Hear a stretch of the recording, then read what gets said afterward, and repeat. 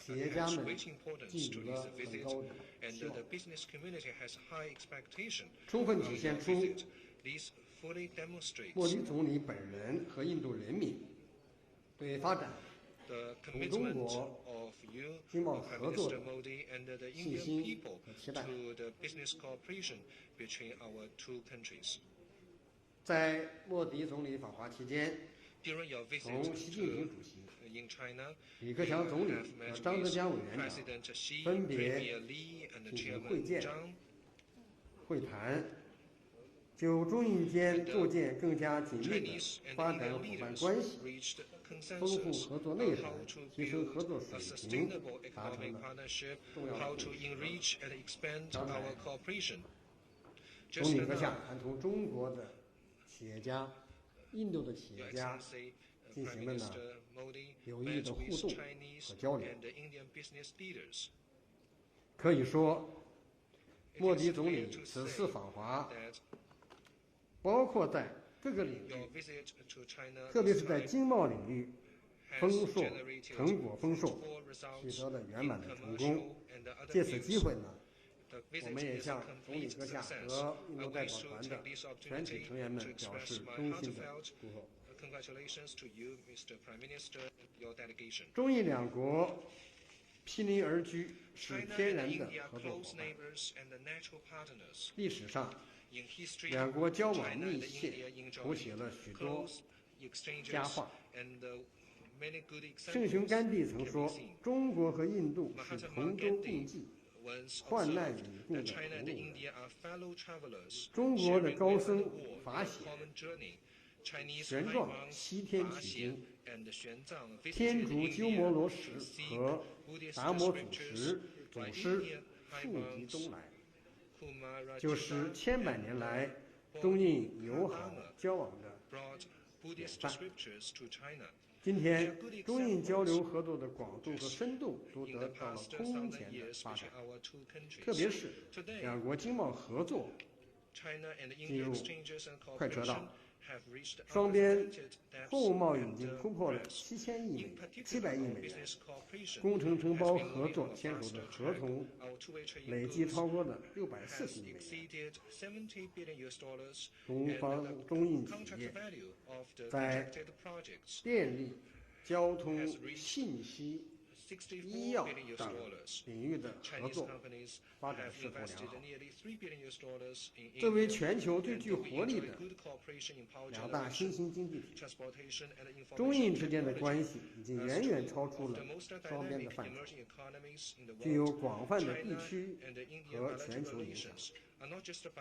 运用两国加强合作潜力巨大，不但将造福两国25亿人民，也将有力地带动亚洲乃至世界的经济增长。我们应当携起手来，坦诚相待，努力实现两国的和平发展、合作发展、互利发展、包容发展，构建中印的命运共同体。各位企业家的朋友们，女士们、先生们，我们两国的发展证明，只有合作才能发展，只有开放才能推动合作，只有互利才能共赢。中国30多年来的快速发展的一条基本经验就是改革开放，在自身得到发展的同时，也让参与中国经济建设的外资企业获利获益。我们很高兴地看到，印度在莫迪总理的带领下，正在推进改革、扩大开放。我们完全有理由相信，中印企业都将能够从中受益和发展。去年，习近平主席成功地对印度进行了正式访问。此次，莫迪总理成功地对中国进行回访，标志着中印经贸合作进入了一个新的机遇期，两国工商界应当牢牢地把握这一机遇，发掘商机，实现互利共赢、共同发展。中国改革开放的总设计师邓小平先生曾经说过：“真正的亚洲世纪是要等到中国、印度和其他一些邻国发展起来才算到来。”在追求民族复兴、繁荣富强的道路上，中国愿意同印度共同努力，共谋发展，继续谱写两国经贸合作新的篇章，为双方人民带来更大的福祉。谢谢各位。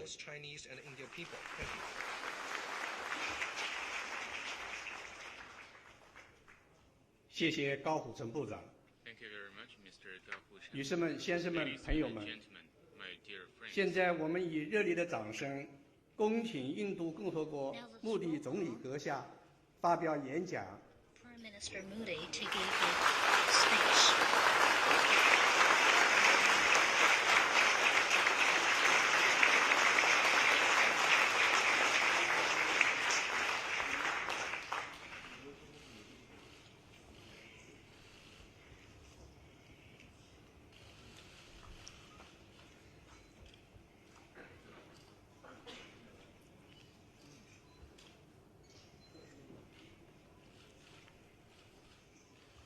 The leaders on dais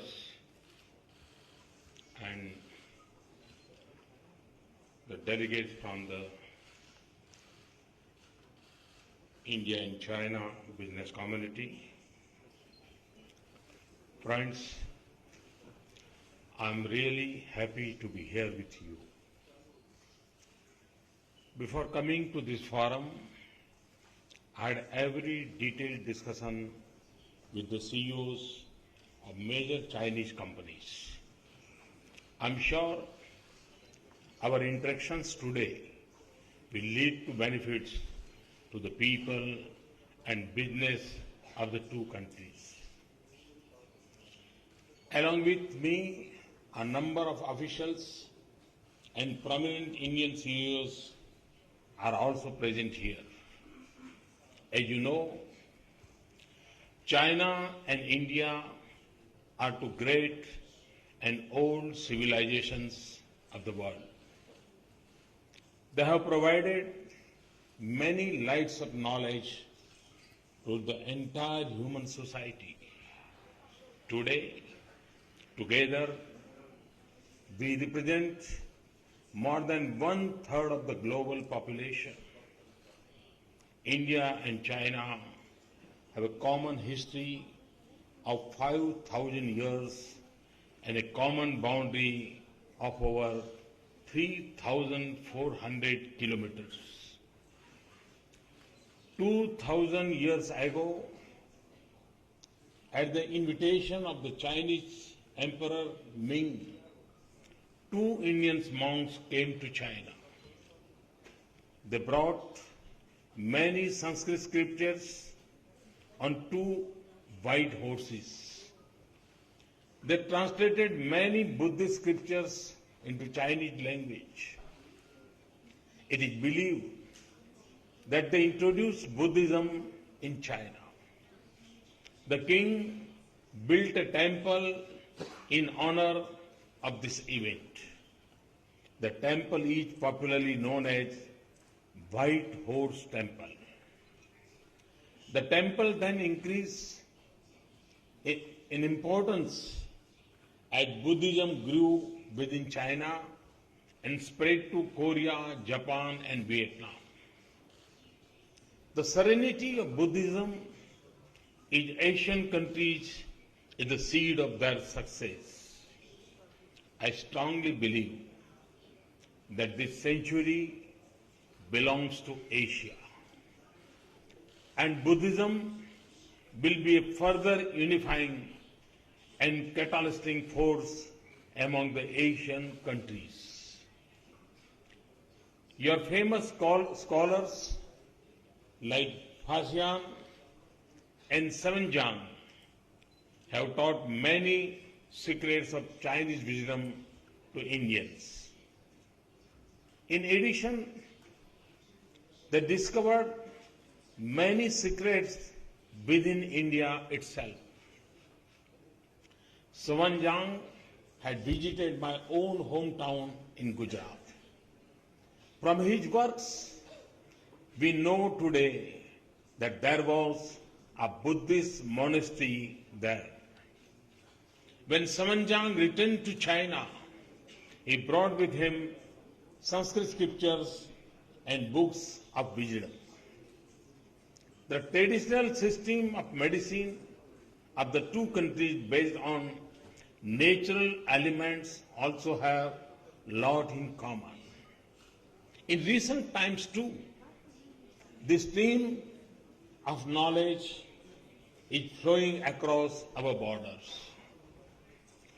Professor Chi Shanil of Peking University was a great Sanskrit scholar. He spent most of his part of his life in translating Valmiki's Ramayana into Chinese. Indian government has honored him by bestowing prestigious award in 2008. More recently, Professor Chin Ting Han has translated Tulsi Ramayana into Chinese. Translations of Bhagavad Gita and Mahabharata are also popular with Chinese people. I thank these Chinese scholars for introducing Indian culture to the Chinese people. Friends, India has always been a knowledge society. Wherever you have been an innovating society, ancient China was highly advanced in science and technology. Like Indians, the Chinese, they too sailed to Americas and distant corners of the world in their ships. They had the marine compass and gunpowder. But I must add that during this time, Indian astronomy and mathematics were quite popular in China. Indian astronomers were appointed on the official boards set up to prepare calendars. The Indian concept of zero and that of 9 planets have been helpful in discoveries in China. So our ideas had a role to play in your innovations. Thus, we have a lot in common and we can do a lot together. As we help each other growing spiritually, we have to help each other growing economically.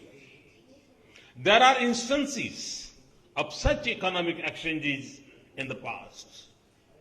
It is believed that China gave silk and paper to India. We both have potential of growth and problems of poverty which we can tackle together. I am personally committed to take the cooperative process forward. That is why, even as Chief Minister of Gujarat, I visited China. 50 million houses by 2022. In addition, we are going to develop smart cities and mega industrial corridors. For this purpose, we have refined our foreign direct investment policy in construction. We are also coming up with a regulatory framework for this sector. We have targeted 175 gigawatt of renewable energy in next 5 years.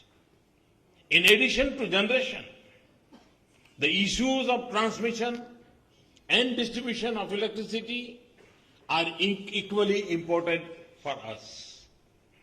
We are modernizing our railway system, including signals, engines, and railway stations. We are planning metro rail in 50 cities and high-speed trains in various corridors.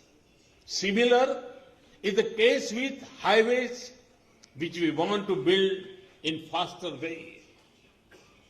We are putting up new ports and modernizing the old ones through an ambitious plan called Sagar Mala. Similar focus is on upgrading the existing airports and putting up regional airports to enhance connectivity to places of economic and tourist importance. In financial services too, we are moving towards a more inclusive and faster delivery of financial products, including bank loans and insurance.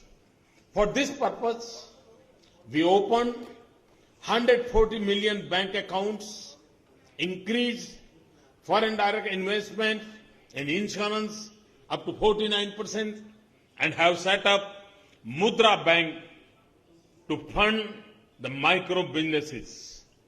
Recently, I have launched innovative schemes for insurance and pension to enhance social security of our citizens.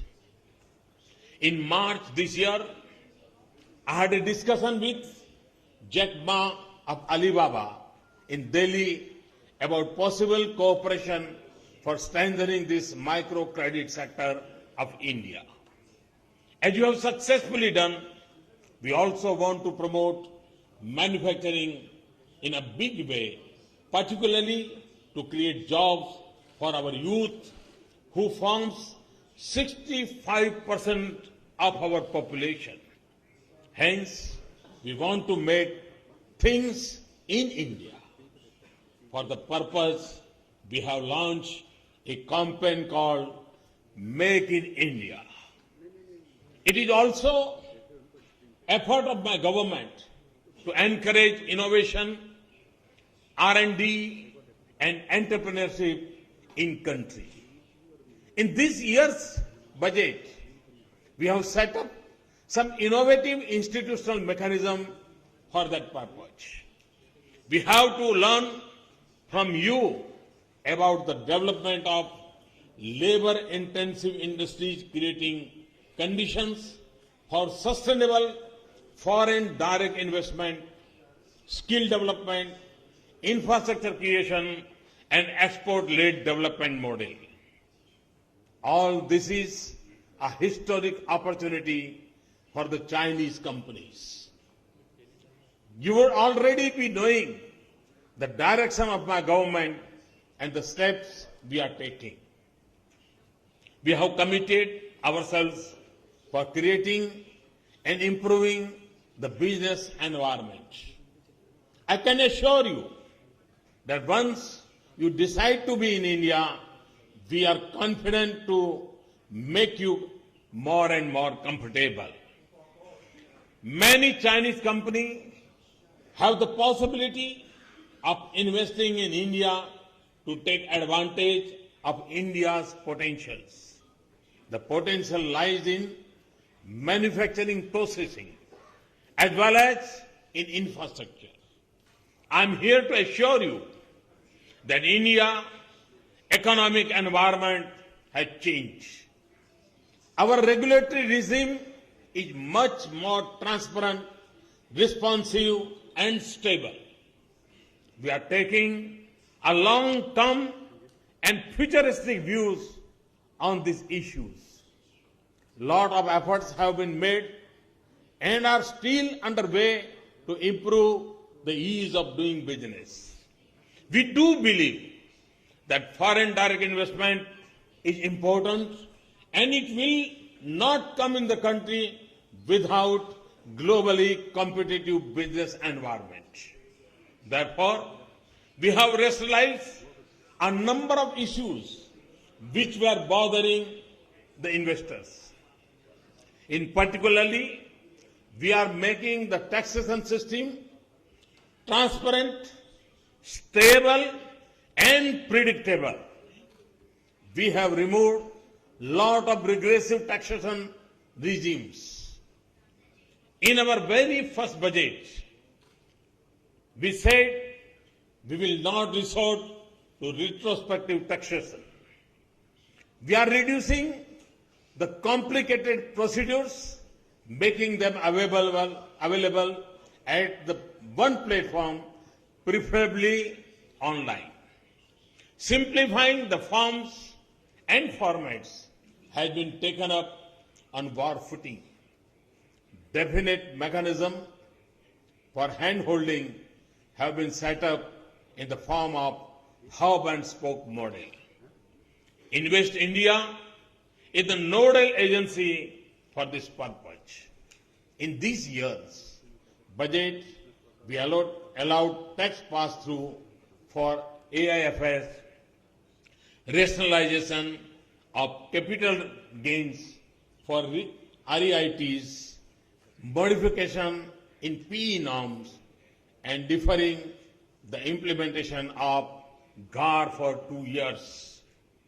We have fast-tracked approvals in industry and infrastructure. This includes environmental clearances, extending the industrial licenses, delicensing of defense items, and simplification of cross-border trade. Within a very short time, we introduced GST bill in Parliament. Similarly, for infrastructure development, we have taken some far-reaching steps. First of all, we have made an all-time high allocation for roads and railway sectors. In addition, we are setting up India Infrastructure Investment Fund. We have also allowed tax-free bonds in the infrastructure sector, including roads and railways. We know that a lot more has to be done, but we are committed to take this process forward. We are constantly working to improve the business environment further. However, our initial measures have helped in building up and enhance investor confidence. The sentiments for private investment and inflow of foreign investment are positive. Foreign direct investment inflow have gone up by 39% during April 2014 and February 2015 against the same period in previous year. Our growth rate is above 7%. Most of the international financial institutions, including the World Bank, IMF, OECD, and others, are predicting even faster growth and even better in the coming years. Moody's have recently upgraded the rating of India as positive on account of our concrete steps in various economic fields.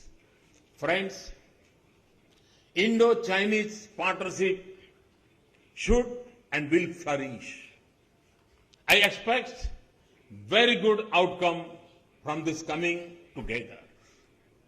We have complemented each other in the past. We can complement in the present and future too.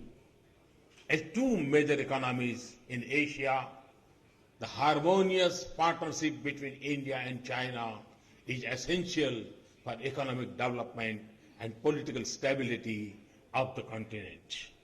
You are the factory of the world, whereas we are the back office of the world.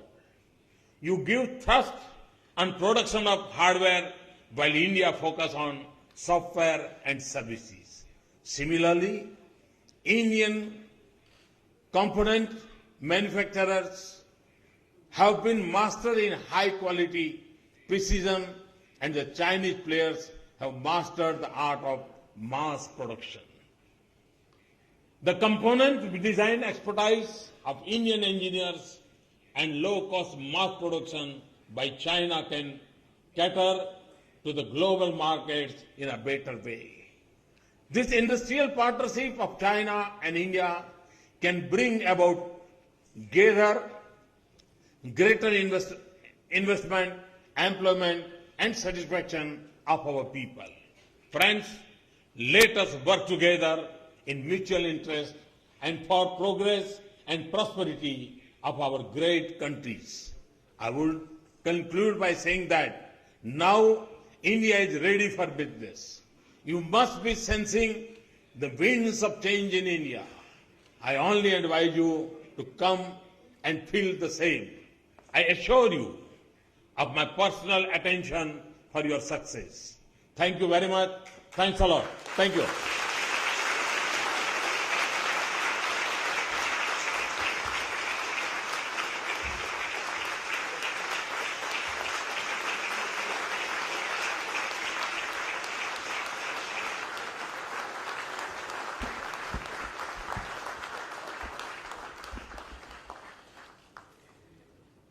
谢谢总理阁下。 Thank you very much, Prime Minister. 女士们、先生们， Ladies and gentlemen, 刚才穆 just 迪总 now 理阁下 we 发 have 表了 heard 重 the 要演 great 讲， and important remarks of 为我 Prime 们描绘 Minister 了中印 Modi, 两国构建 describing 更紧 a 密的 very 发 good 展伙伴关 outlook 系的 based on 美 the 好愿 closer 景。 economic partnership 当 between 我 the 们 two 深刻 great 感受到 countries of 中国对 India 印 and 两 of China. 国 So based on 开 these 展经 remarks, 贸合 we 作交 deeply 流的 feel 前景 that 线， we enjoy great 携手 prospect 共 for 进 economic 共 and 谋发展 trade 的天地 cooperation between the two great nations. We really have huge room 让我 for 们共同祝 collaboration 愿 down 中 the 印 road. 两国 So let's 合作发 wish 展 a 结出 successful 后果。 cooperation and the positive fruits 下 based on 面 the 请 partnership 印 of 度 these two 驻大 countries in the 驻华 future. 大使馆 The 张 next 参赞。